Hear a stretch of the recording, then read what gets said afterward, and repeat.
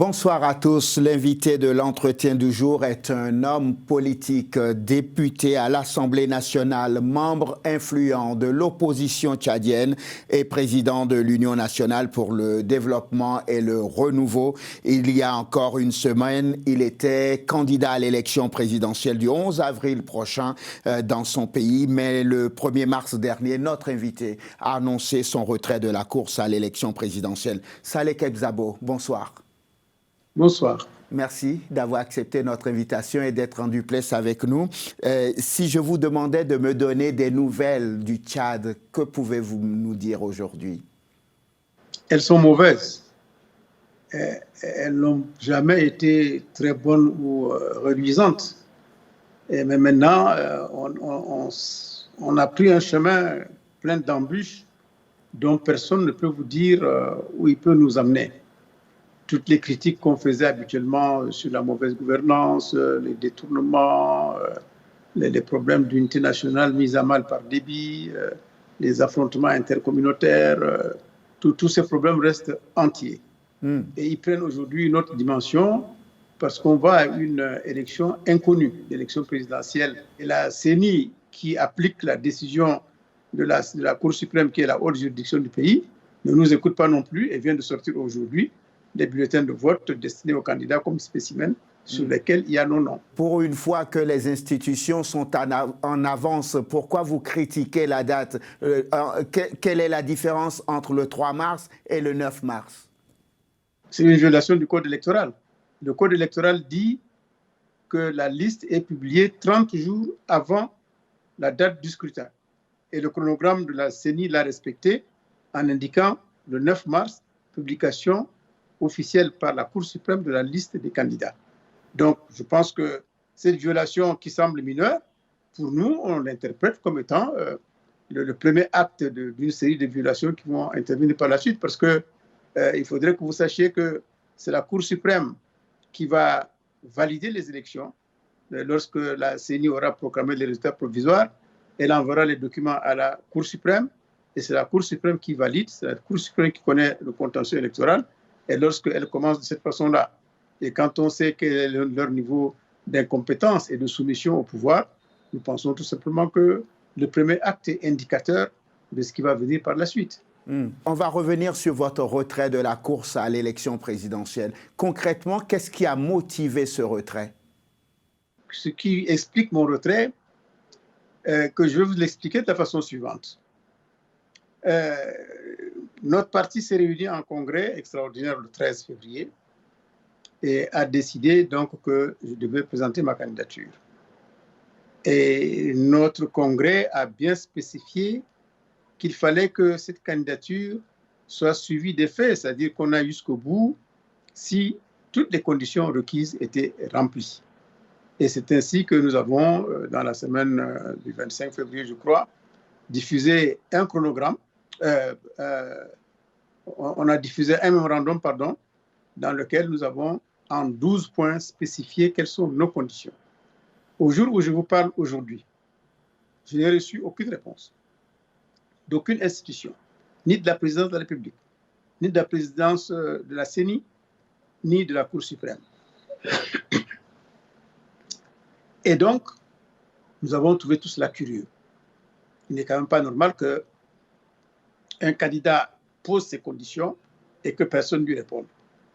Et dans la foulée est donc intervenu l'accident qui a eu lieu chez Yaya Dilo, à savoir la tentative d'assassinat dont il a été l'objet.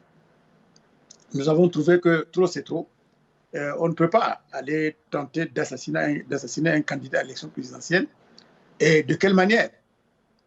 On a déplacé du matériel militaire comme s'il s'agissait d'entrer en guerre contre un autre pays ou comme s'il s'agissait d'aller en guerre contre une bande de rebelles ou de djihadistes, alors qu'il s'agissait tout simplement d'aller chez un citoyen pour l'arrêter et l'amener à la justice ou le livrer à la justice comme ils ont prétendu le faire.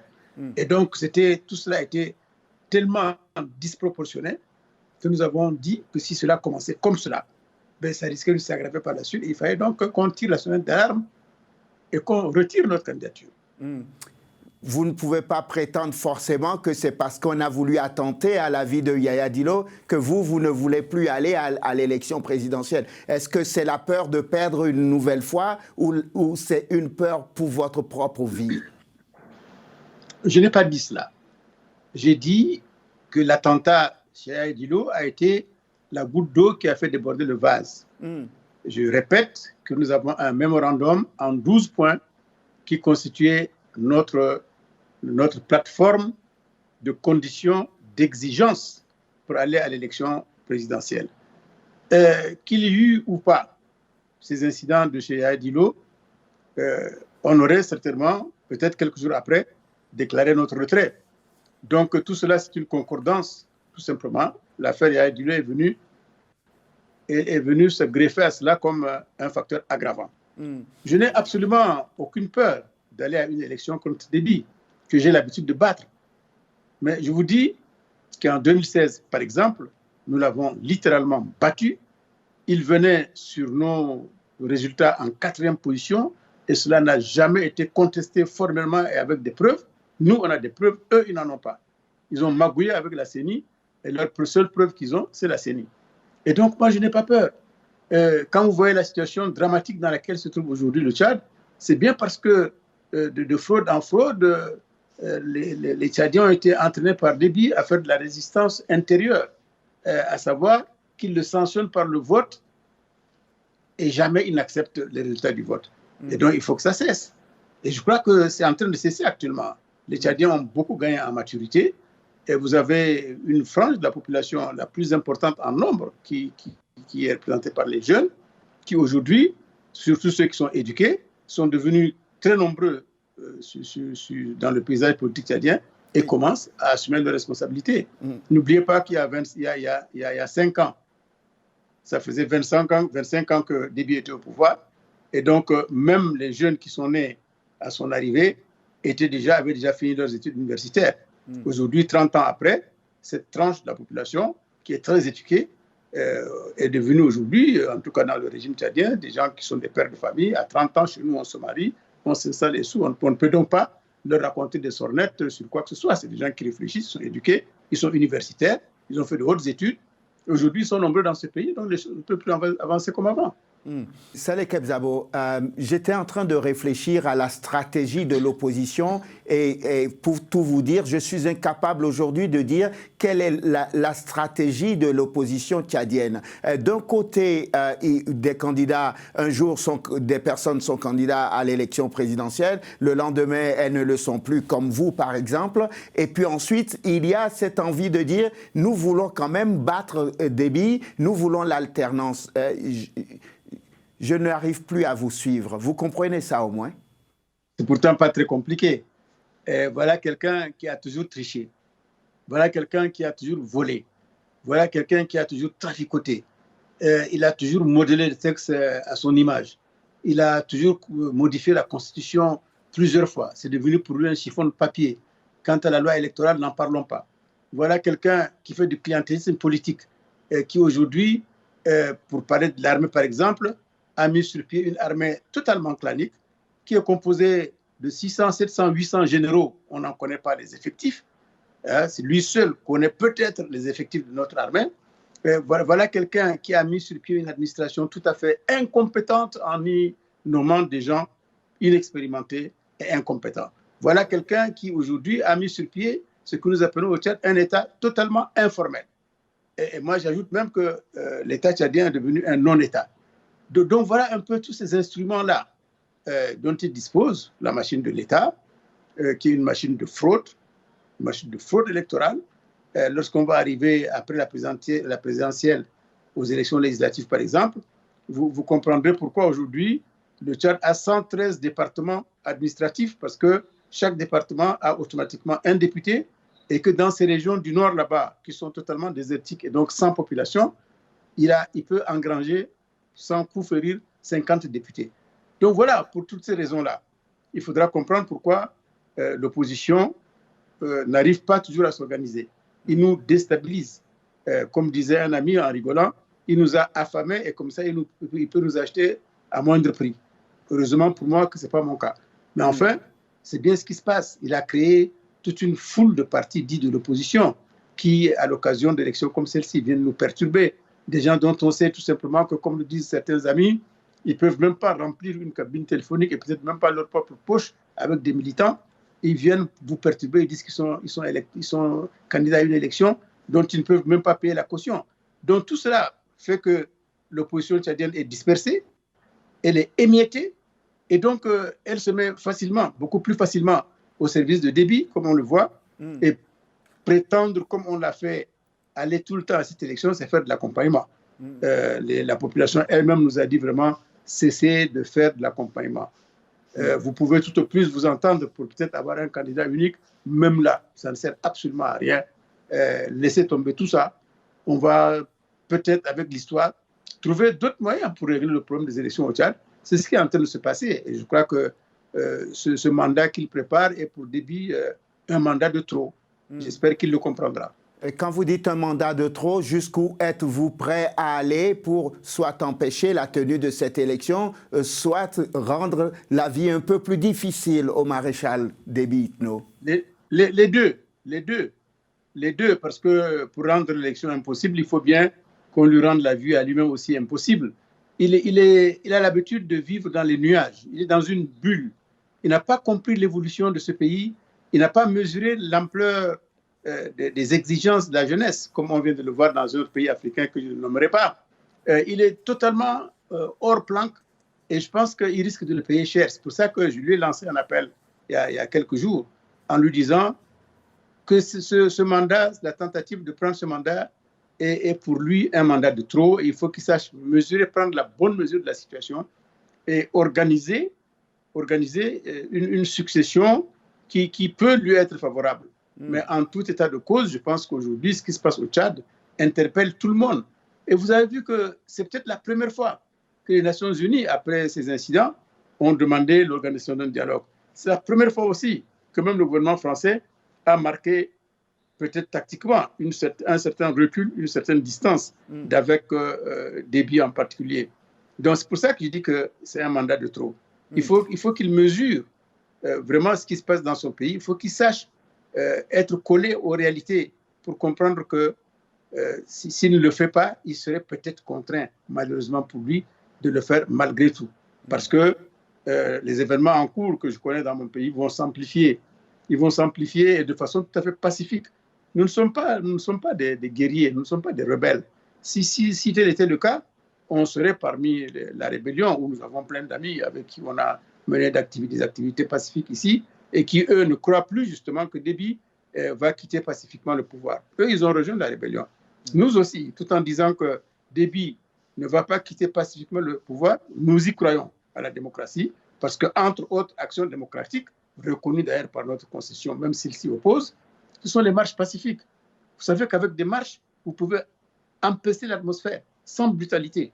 Et c'est à ça qu'il faut qu'on éduque nos jeunes et nos populations dorénavant à marcher, et ça va se faire sans brutalité, sans casse.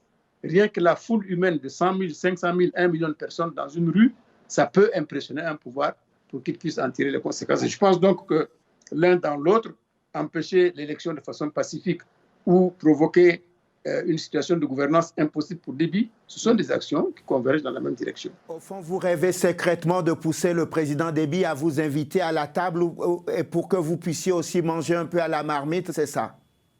C'est depuis 2001 que mon parti a décidé de se retirer de toute structure gouvernementale ou qui y ressemble et de ne revenir que par la grande porte pour prendre le pouvoir. Ça fait 20 ans que nous sommes en train de nous battre pour cela, 21 ans exactement, et il n'est pas question pour nous d'aller à la soupe, comme le penseraient certains. Heureusement pour nous que notre parti n'a pas besoin des prébendes du pouvoir pour survivre. Nous avons assez de députés, nous avons assez de possibilités par nous-mêmes de faire vivre notre parti. C'est ce que nous faisons depuis maintenant plus de 20 ans. Et même à l'époque où on a participé au gouvernement, pensant pouvoir faire quelque chose pour que le pays avance alors que Déby voulait nous noyer, nous avons pu nous retirer nos billes de la chose et voler de nos propres ailes aujourd'hui. Donc nous ne sommes pas candidats à une soupe quelconque. Nous sommes candidats à un dialogue sincère, un dialogue inclusif, dans lequel on amènerait tout le monde pour qu'on discute réellement des problèmes de notre pays et qu'on lui trouve des solutions. Aujourd'hui, par exemple, je peux vous dire que nous sommes pour un dialogue à minima, c'est-à-dire un dialogue sur les élections, sur l'élection présidentielle en cours. Il reste encore un mois. Je pense qu'on peut toujours discuter pour voir si on peut sauver les meubles de notre pays. Et après cela, d'autres élections arrivent. Il faudra encore se rasseoir pour revoir les règles du jeu des élections législatives et des élections communales. Et tout cela parce que nous pensons que notre pays mérite que nos intelligences soient mises en commun pour le sauver du désastre. Parce que sinon, je vous dis, je vous donne rendez-vous. J'espère que Dieu nous fera vivre pour qu'on voit tout cela, pour nous donner raison. Vous allez voir le désastre qu'il y aura au Tchad lorsque Déby, contraint de quitter le pouvoir par la petite porte, va récolter ce qu'il a semé. Monsieur Kebzabo, ce sera ma dernière question. C'est une question personnelle pour vous-même. Est-ce qu'aujourd'hui, vous craignez pour votre propre vie? Êtes-vous en sécurité dans votre pays? Je vais vous répondre de façon, j'allais dire, très bête. Vous savez, je suis un croyant. Et je me suis remis entre les mains de Dieu pour ma sécurité et celle de ma famille, celle des miens, celle de mes proches et celle même de mes concitoyens tchadiens. Si ce n'était pas le cas, je crois que depuis une trentaine d'années que je participe vraiment à l'animation de la vie politique au Tchad, je ne serai plus là. Et ce ne sont pas les tentatives d'élimination qui ont manqué. J'ai été à plusieurs reprises, j'ai fait l'objet de tentatives d'assassinat, de tentatives en tout genre.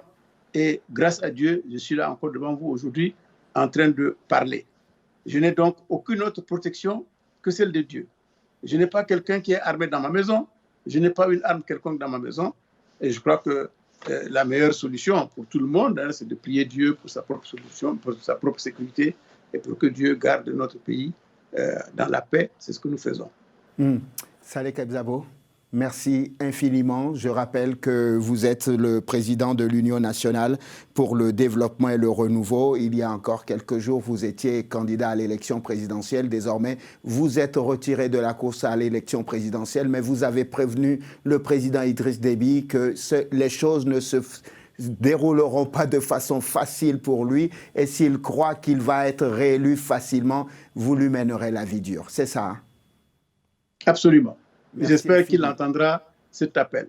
Merci infiniment d'avoir été avec nous sur Télésud. Merci à vous de nous avoir suivis. Je vous souhaite de passer une excellente suite de programmes. Évidemment, sur Télésud, on se retrouve la semaine prochaine pour un nouveau numéro de l'Entretien du jour.